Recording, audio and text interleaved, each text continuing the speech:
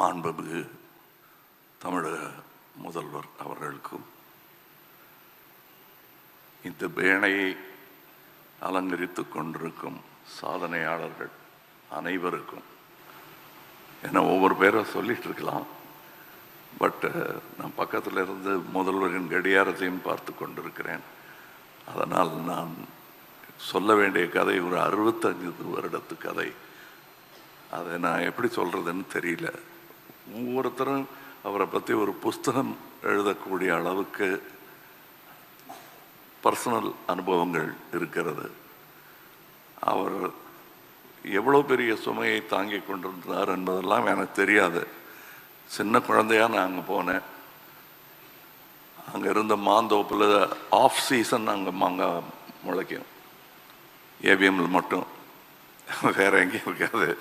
அதுக்கு காரணம் அவங்க கண்டினியூட்டிக்காக மாம்பழத்தையும் செஞ்சு வச்சுருவாங்க. நான் அதை போய் முதல்ல அந்த மண் மாம்பழத்தை கடிச்சிட்டு அதுக்கப்புறம் சினிமானா என்னன்னு புரிஞ்சுக்கிட்டேன் நான். ஆக என்னை அந்த வயசுல இருந்து பார்த்துக்கிட்டு இருந்தாங்க.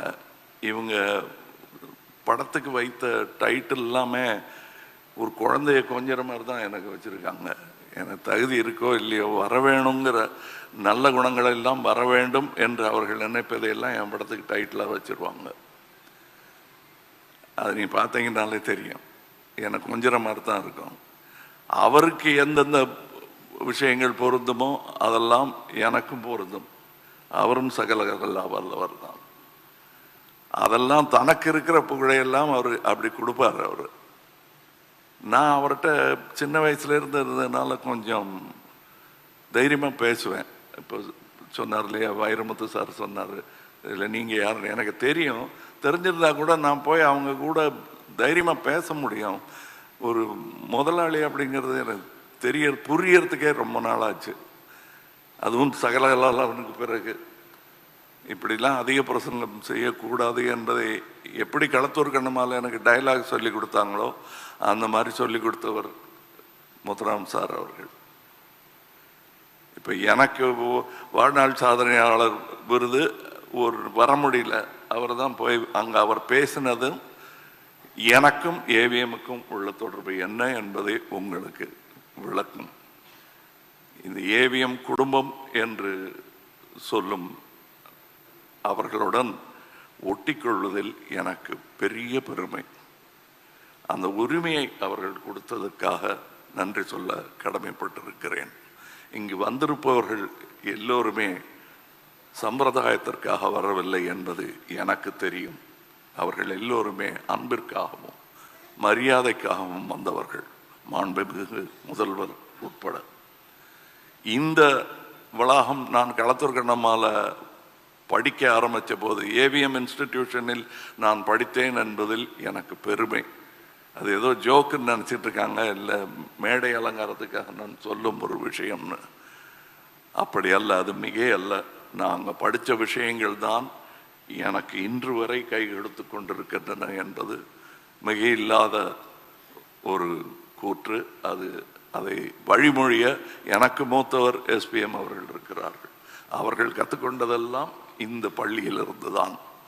இந்த பள்ளி, இந்த இன்ஸ்டிடியூஷன்ல இருந்து வந்தவங்க எல்லாமே இன்ஸ்டிடியூஷனா மாறிட்ட அந்த அதிசயம் இந்த காம்பவுண்டில் நிகழ்ந்திருக்கிறது. இனியும் நிகழ வேண்டும் என்பதுதான் என்னுடைய ஆசை. இந்த பள்ளிக்கூடம்லாம் அப்போ கட்டலை. நான் கேட்டுட்டு இருந்தேன் அவர்கிட்ட, பாலசுப்ரமணியன் சார்கிட்ட. அப்படி கட்டியிருந்தாங்கன்னா நான் படிச்சும் இருப்பேனோன்னுமோ. இதே பள்ளிக்கூடத்தில் என்ன சேர்த்துட்டு இருப்பாங்க. வேற பள்ளிகளில் சேர்த்துக்கிறது கொஞ்சம் யோசிச்சாங்க. என்னுடைய குணாதிசயம் தெரிந்து என்னை எப்படி வழி நடத்த வேண்டும் என்று தெரிந்த பள்ளி ஏவிஎம் பள்ளி. சிறப்பாக கற்றுக் கொடுத்தார்கள். நான் தவறு செய்யும் போது சத்தமாக சொல்லாமல், நான் நல்லதுகள் செய்யும் பொழுதெல்லாம் என்னை தோளில் தூக்கி கொண்டாடியவர் சரவணன் சார். அது நான் அபூர்வ ராஜபார்வை முடிந்த பிறகு அவர் சொன்னார், நான் இப்படி பண்ணலாம் சார், அப்படி பண்ணலாம் சார், என்ன சார் இப்படி இருக்குலாம் சொல்லிட்டு இருப்பேன். எடுத்து பாருங்க கமல். எல்லாரும் நினைச்சிட்டு இருப்பாங்க, எடுத்து பாரு கமல், எடுத்து பாருடா கமல் தான் பேசியிருப்பாரு சரவணன். இல்லவே இல்லை. நான் 16 வயசுல மறுபடியும் அசிஸ்டண்டா சேர்ந்த போது அவர் மட்டும் இல்லை, எஸ்பிஎம் சாரும் என்ன வாங்க கமல் அப்படின்னாரு. ஏதோ தப்பு பண்ணிட்டோம் போல் இருக்கு, என்ன நீங்கள் வாங்க போங்கன்னு சொல்கிறாங்களே அப்படின்னு நினச்சிருந்தேன். அப்புறம் என்ன கூப்பிட்டு சொன்னாங்க, நீயும் இனிமே எல்லாரையும் அப்படியே சொல்லு. நான் இன்னி வரலாம் அப்படி தான் இருக்கேன் சார். அந்த பாடத்திற்கும் நான் ஏவிஎம்மிற்கு நன்றி சொல்ல வேண்டும். அது ஏவிஎம் என்பது நான் அவர் பெரியவரை பார்த்துருக்கேன். அவர் இல்லாத மாதிரியே தெரியாமல் வழி நடத்திய ஒரு முக்கியமான மகன் இவர். அந்த 4 பேரை தூக்கி பிடிச்ச இன்ஸ்டிடியூஷன் தான் அது. ஆனால் அவர் இல்லாத குறைங்கிறது முக்கியமாக தொழிலாளர்களுக்கு வரும். முந்தி மாதிரி இல்லைங்க அப்படின்னு அப்படி யாருமே சொல்லலை. இப்போ எஸ்பிஎம் சார் அவரை இன்னைக்கு வீட்டுக்கு போய் ரெஸ்ட் எடுத்துக்கங்கன்னு பிடிச்சி தள்ளி விடணும். அவரை அங்கே இருப்பாங்க. ஸ்ட்ரைக் இருந்த போது கூட அந்த ஏவிஎம் செடி வாடிடக்கூடாதுங்கிறதுக்காக பக்கெட்டில் தண்ணி எடுத்து ஊற்றுனவங்க இருக்காங்க. இது எப்படி இந்த மாதிரி விசுவாசம் ஒருத்தருக்கு கிடைக்கும்னா நல்ல முதலாளிக்கு தான் கிடைக்கும். தன்னுடைய மக்களை தன்னுடைய ஒர்க்கர்ஸை ஜாக்கிரதையாக பார்த்துக்கணும்னு எவர் நினைக்கிறாரோ அவர் பெருந்தலைவர். அப்படிப்பட்ட ஒரு பெருந்தலைவர் இங்கே இருக்கிறார். அந்த பென்ஷன் ஊதியம் 23 கோரிக்கைகள் வைத்ததற்கு ஆச்சரியப்படும்படி அதற்கு பதில் சொல்வதாக இல்லை, செயலில் செய்து காட்டி இருக்கிறார். இந்த அரங்கத்தில் அந்த நன்றியை சொல்வது முதல்வருக்கு செய்யும் கௌரவமாகும். காரணம், இந்த வளாகமே உருவாக்கப்பட்டது அவர்கள் தொழிலாளர்களுக்காக.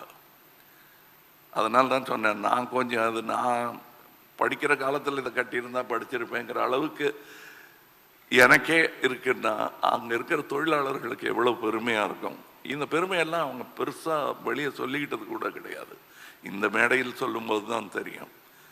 காந்தியார் அவர்கள் பார்த்த முதல் படம் என்னன்னு பார்த்தா அதுலேயும் பெருமை இருக்கு ஏவிஎம்க்கு. அவங்க தொழில்நுட்பத்தில் செய்திருக்கும் வித்தியாசங்களை எல்லாம் இன்று நாங்கள் செய்ய முயன்று கொண்டிருக்கிறோம். இந்த வசதிகள், இந்த டெக்னிக் இல்லாத போது சின்ன சின்ன விஷயங்கள் நான் சொல்லிக்கொண்டே போக முடியும். இப்போ குஹன் சார்லாம் விளையாடி இருக்கிற ஒரு சறுக்கு மரம் ஒன்று இருக்கும் எதிர்க்க, இப்போ இருக்கிற அந்த பங்களாவுக்கு எதிர்க்க. முதல்ல அதுதான் பங்களாவாக இருந்துச்சு. அதில் எப்படியாவது போய் விளையாடணுன்னு முத்துராம சார் அங்கெல்லாம் போகக்கூடாது, நீங்கள் வான்னு கூப்பிட்டு வருவார். அங்கே விளையாடவே விட மாட்டீங்களா அப்படின்னு நினச்சிட்டு இருந்தபோது அதே இடத்துல எனக்கு ராக் அண்ட் ரோல் தேட்டர் போட்டு கொடுத்து அதில் டப்பிங் பேச வச்சாங்க. அந்த கருவி தான் நான் விளையாடுவதற்கு சரியான கருவி என்று என்னை ஒரு பிள்ளையாகவே சொன்னார்கள். அதனால்தான் பேர் செல்லும் பிள்ளை என்று அவர்கள் படத்திற்கும் பெயர் வைத்தார்கள். இங்கே முதல்வர் ஐயா அவர்கள் பேசவிருக்கிறார்கள்.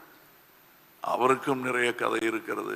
இந்த சரவணன் சாருடைய 65 வருடத்தில் அத்தனை வருடத்திலும் எனக்கு தொடர்பு இருந்திருக்கிறது என்பதில் எனக்கு பெருமை. காரணம், அவர் கையை பிடிச்சிக்கிட்டு நடந்து வந்த பிள்ளை இன்று இந்த மேடையில் அவருக்காக நினைவை ஒன்றை உங்கள் முன்வைக்கிறது. அவ்வளவுதான். வைரமுத்து அவர்கள் சொன்னது போது பெருசாக கண்ணீர் வடிக்க வேண்டிய அவசியம் இல்லை. ஏன்னா அவர் செய்த நல்லவைகள் எல்லோர் மனதிலும் ஒரு புன்னகையை வரவழைக்கும். அதற்கு நன்றி சொல்வோம். அவர் என்றும் நம்முள் திகழ்ந்து கொண்டிருப்பார். என்னை பொறுத்தவரை என்னுள் நிகழ்ந்து கொண்டிருப்பார். அவர் இருக்கிற மாதிரியே பேசிட்டு இருக்கிற மாதிரியே எனக்கு தோணும். ஏன்னா அப்படிப்பட்ட நல்ல அட்வைசஸ் சில சமயம் கேட்டிருக்கேன், சில சமயம் கேட்காம இருந்திருக்கேன். கேட்ட போதெல்லாம் கிடைத்த பலனுக்கான நன்றியை இந்த மேடையில் சொல்வதுதான் சரியாக இருக்கும். நன்றி ஐயா. உடனுக்குடன் செய்திகளை தெரிந்து கொள்ள சன் நியூஸ் பெல் ஐகானை கிளிக் பண்ணுங்க.